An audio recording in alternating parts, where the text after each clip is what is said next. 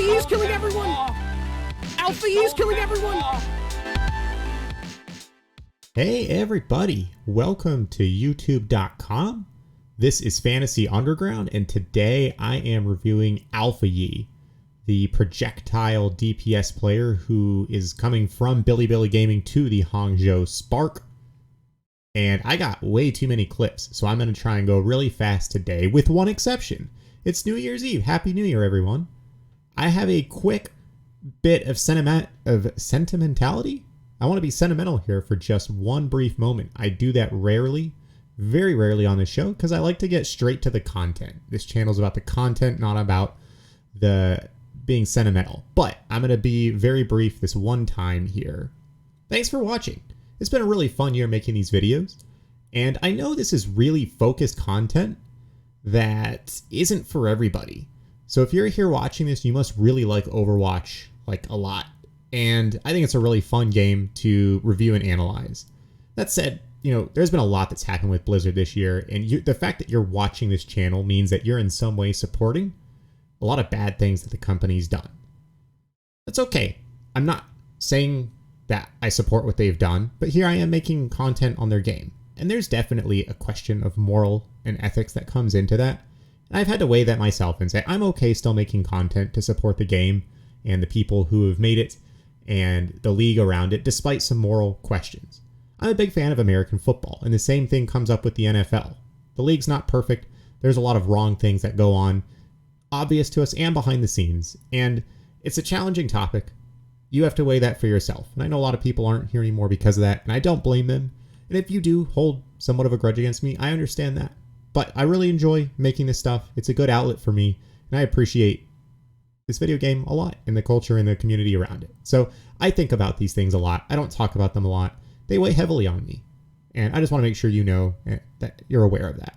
The second thing is, I know these videos are too long and too boring. I mean, this channel is called Underground for a reason. This content is not for everybody. I'm not trying to make the most popular YouTube channel out there. The fact that as many people watch this as they do blows my mind. Thank you. This is still, you know, this is Fantasy Underground though. The idea is we watch the game and we form our own opinions. You don't just agree with me or comment right away without watching the video. That's not what this channel's about. This channel's about watching something, listening to someone talk about it, hearing what they understand and don't understand, and trying to form an opinion and telling you where they're unsure of things. That applies to Overwatch because it's pretty complicated. And I try to take this approach for other things too, with politics, religion, COVID-19. There's way more important things to expend energy on than these stupid YouTube videos. But I at least hope that some of the thought process that I take here is beneficial to you in the way that you view other things in life. Maybe it is, maybe it isn't. But that's, you know, the way I approach this is the way I approach many other things in life. So that's it for sentimentality. Thank you for watching. Let's get to Alphayi. If giving a quick 60-second summary of Alphayi, I think he is a very aggressive yet still smart player. I don't think he's too aggressive, but at the owl level, it could come back to bite him. I think he has a top 5-ish echo, meaning I think he's really, really good on the hero. I think he's got a top 10-ish tracer, and I think he has a very boom-bust Genji. Very hard for me to rate, but I think it's good. I think his Pharah is also above or somewhere around average, smaller sample size, and I also think he's got an average/serviceable Sombra. Those are the heroes, his general playstyle. Let's get to the rest of it.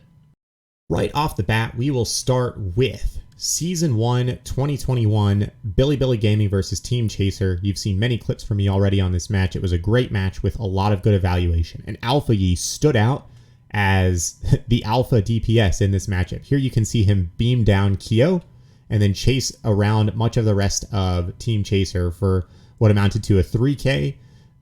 They didn't actually even win the team fight despite all this. It was huge trades, but you can see that Bilibili's strategy is built very heavily around pocketing Alphayi and relying on his prowess. He is a really good echo player, and I expect him early on in Owl to establish himself as a well above average, if not top tier echo player. Look at this. We're going to go on 0.25 speed, good target prioritization, and his mechanics are pristine. I love the kills that he gets, and you know, he's not perfect. He is an overly aggressive Echo player. He really pushes boundaries, but I like that about him. It is something that could come back to bite him. We'll talk about that some more. In this particular clip, you can kind of see him glowing there, and he jumps in front of his Reinhardt and takes a shatter to the face as a result.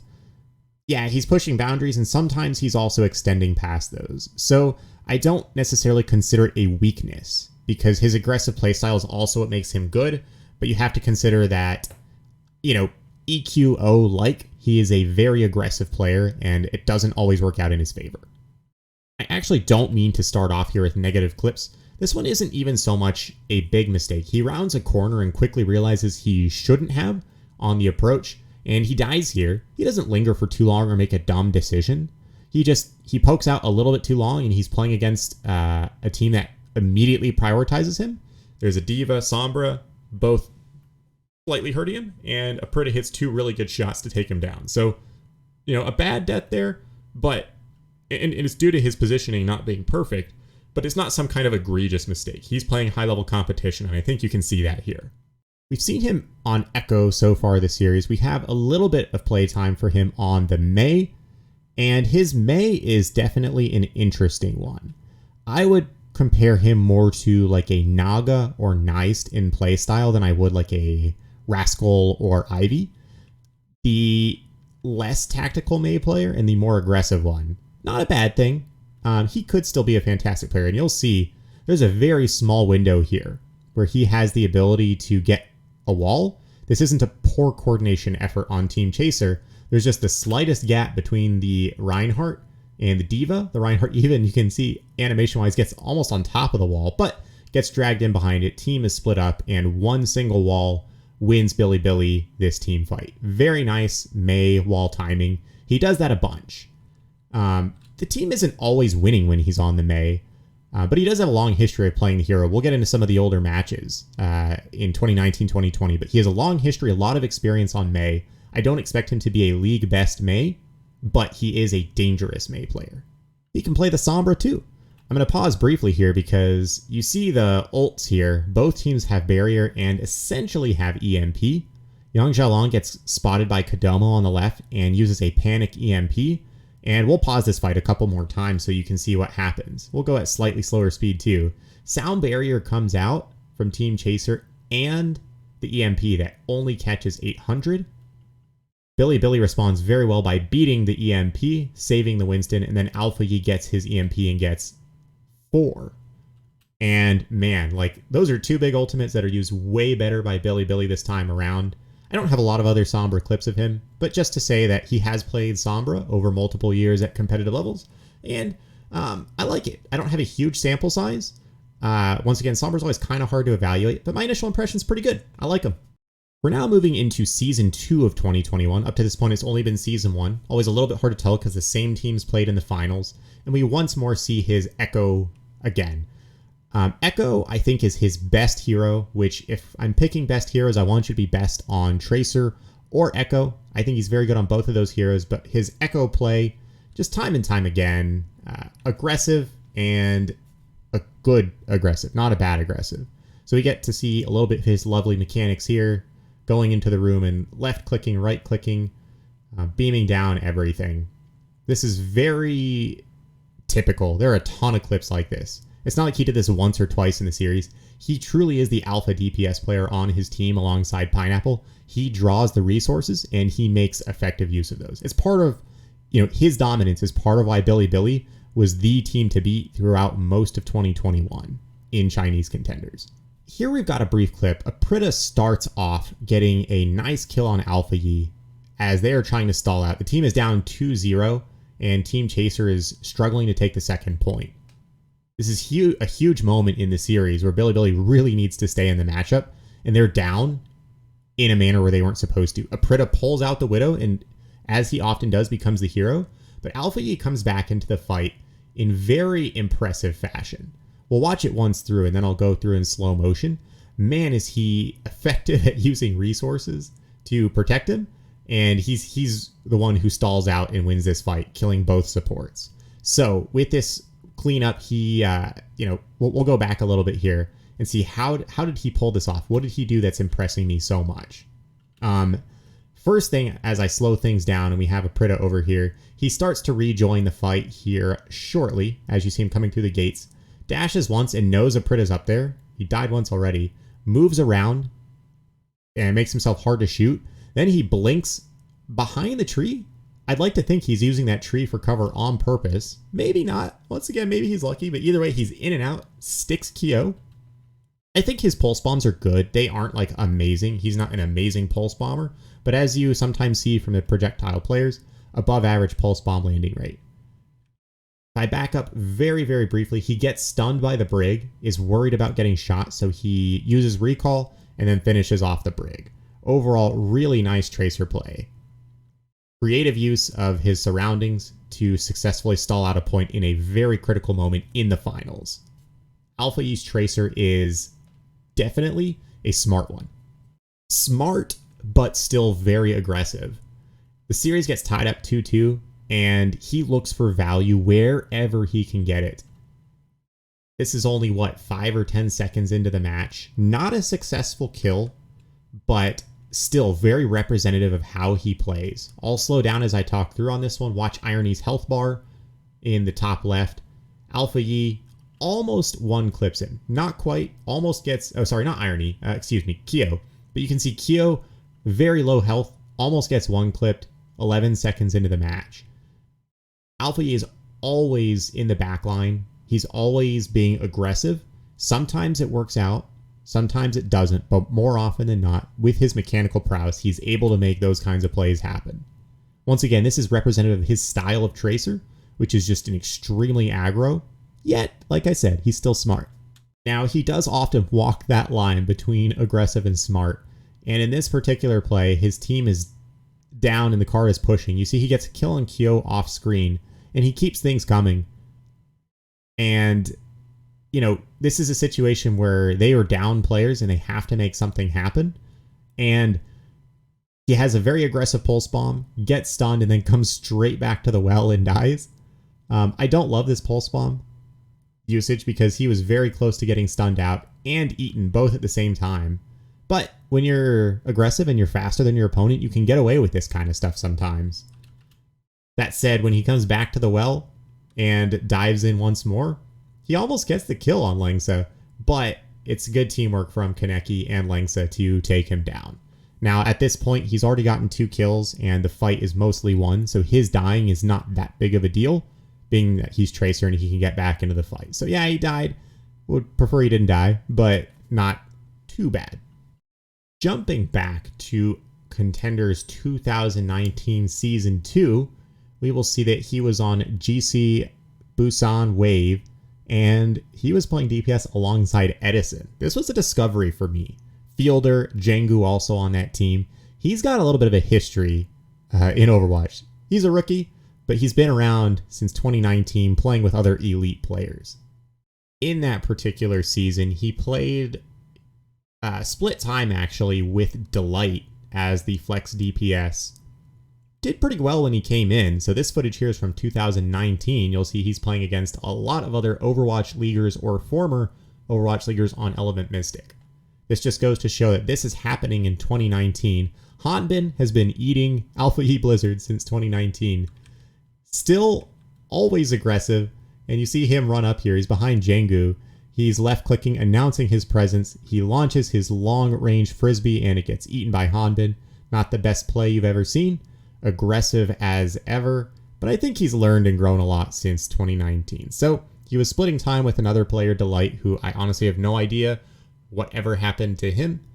But they won this map. It was the only one they won against. It was the only map win they had against Element Mystic. Alphayi helped alongside Edison run a very aggressive new GOATs kind of style here. And, I thought he looked pretty good in 2019. That said, he's definitely improved a lot since. Moving from 2019 into 2020, in Season 1, I may be mistaken, but I don't see him around Korean Contenders at that time. But in 2020 Season 2, he was on Team Diamond that eventually became GC Busan. I get a little bit confused by which team is which exactly. But on this roster from previous videos, You may know that this was the same team as Flora. So he was on the same roster as Takoyaki and Flora, who have both gone to Owl. Unique, also a player that has been around the scene. I think he's an Owl. I can't remember everybody. Please forgive me. But lots of players, lots of high-level players. Although, once again, not top-tier teams. He's not on O2 Blast Runaway, WGS Phoenix. He's on that second tier of teams here. In that time, and here I'm viewing on a Freaka TV, so sorry for the 720p, he played a lot of Pharah, and looked really good on the hero. We haven't seen him play Pharah at a high level lately, you know, from between 2020 and 2021 when he moved over to Chinese Contenders. I didn't ever really see him on the Pharah again, but I've watched enough of it in 2020 that I'm of the viewpoint that he's got a very respectable Pharah. I'm not ready to say some kind of league best like Sparkle or anyone like that, but I think he could bust out this hero and be the primary Pharah for the Hangzhou Spark. Good anticipation, good, you know, good positioning. Doesn't ever get himself into too much danger from what I saw. Overall, you know, I give him an A grade on that hero from what I've seen. Just one more quick Pharah clip to try and convince you that I think he's good on the hero. I also think he's got good, he chases at the right times, and, you know, this is a pretty simple barrage usage that you get to see on this one. Nothing incredible, but just kind of shows. You just watch his positioning, watch the damage that he lays in. Very fast barrage, by the way, and then uses it to effectively clean up and chase down Merit here, who he's giving a miserable time. So once again, you know, just solid movement. I think you watch this clip and you say, yeah, this guy can play some Pharah. From Mag's POV and on to Flora's, we see an old comp, early versions of this composition with the Sombra Genji, and over here, Alphayi on the Genji dying after getting some kills. Maybe not. He's forced the Genji just a little bit too much for my taste. Once more in that same series, we see him get the Genji blade, actually pretty quick on defense, and as soon as he uses it, he's not putting himself in a position to take control of the situation. He's relying on the players around him to bend to his will. If we watch that one a little bit slower, as soon as he uses the blade, that awkward looking circle is Chio with a very, very well-timed boop, getting him out of range so that he can't swing and has to use the dash, and then they move the other way very quickly, the Lucio and Moira, and all of a sudden he is displaced without anyone to kill and not get his cooldowns available, his cooldown resets. So great play by Chio, who is going to the Dallas Fuel, and it's not a bad play by Alphayi, but he is not putting himself in control of the situation. He's relying on others to not make plays, and I don't like that about his Genji here. I'm not here to dump on his Genji. He makes some very good plays, and you can see some strong mechanics here where he sneaks in and gets some dashes and some kills in very impressive fashion. This isn't a player who's bad at Genji by any means. It's an aggressive player making some stuff happen, and I like it. Very nice ninja stars, nice dashes, and you can watch this one and it's pretty obvious that he's a solid Genji player. Seen a couple, mistakes in his play, seen a lot of aggression, but this guy can play Genji too. One more time, shall we? In this particular one, same matchup, he's continuing to run the Genji very aggressively, and I bring this one up because it's kind of fun seeing a 3K against Chio, Wuyao, and Assassin, who play for the Fuel, Valiant, and Justice respectively this upcoming year. Funny to see this happening in 2020 a long time ago, but he's playing Genji in a non-Genji meta, just forcing the hero. Yeah, he's good at it. Yeah, he makes plays. I think we all know Genji's limitations as a hero, and it's interesting to see him forcing it a little bit off meta, although, they are early identifiers of the Black Sword meta, as it's called, with the Sombra Genji combination. So what does this all mean as we watch a final nice wall here from Alphayi? What does this all mean? What's my conclusion here on him? To be honest, the answer is I'm not fully decided yet. I really, really like Alphayi. But what I'm trying to figure out is he a specialist? Or is he really capable of playing all these heroes at the same time? In the most recent Chinese Contenders, he played almost exclusively Echo and Tracer. He was very aggressive and the best player on the server at both of those heroes, including Aprita, who is a very good tracer. Now, we've also seen in 2020 that he's capable of playing the Genji at a pretty high level, and that he's also capable of playing the Pharah at a high level. But he's never intermingled those heroes in the same time frame. So I'm not sure if he can play all those heroes at a high level at the same time, or if he needs that 1 to 2 hero limitation to specialize and truly be good on those heroes.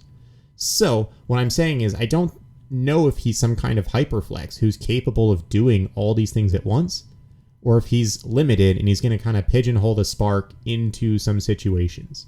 I err on the side of saying this guy, he can probably play a lot of these heroes at once. He hasn't been called on to do so, and he may not be able to keep them all up at an extremely high level all at the same time, but I expect him to play at least those 4 heroes. We've also seen him play some Junkrat and some Reaper, which, okay, you know, he better be able to. So he's extended a little bit beyond just these heroes. The second big question I have of him is his aggression going to be his downfall, be to his detriment? I think at this level, he's the best player on the server in most cases, and as a result of that, he can make these things work. But we've seen in Owl that he's going to be up against some very stiff competition week in, week out, and if he's overly aggressive, he could, you know, turn into somewhat of a feeder. I think with the right balance of coaching and him being able to make that adjustment in his playstyle, that I once again err on the side of saying I think he will be successful. But if we're 3 or 4 weeks into the season and he's looking like an absolute feeder, why did this guy get into Owl? I'm here to tell you, yeah, he deserves to be an Owl. He has the history and experience and the mechanics, but if he's too aggressive and his team isn't good, he might end up looking really bad. Once again, I don't think so, but it's a possibility and something to be aware of. I consider him to be kind of a boom-bust type player with a greater chance to boom than to bust in Owl. Probably should have started off with that summary. Sorry to bury it here in the end, but maybe just a small reward for those of you that stuck around. That's all I've got to say. I hope you enjoyed the sentimental bit at the start and the review of Alphayi, and more videos to come soon. Happy New Year, everybody. Talk to you soon.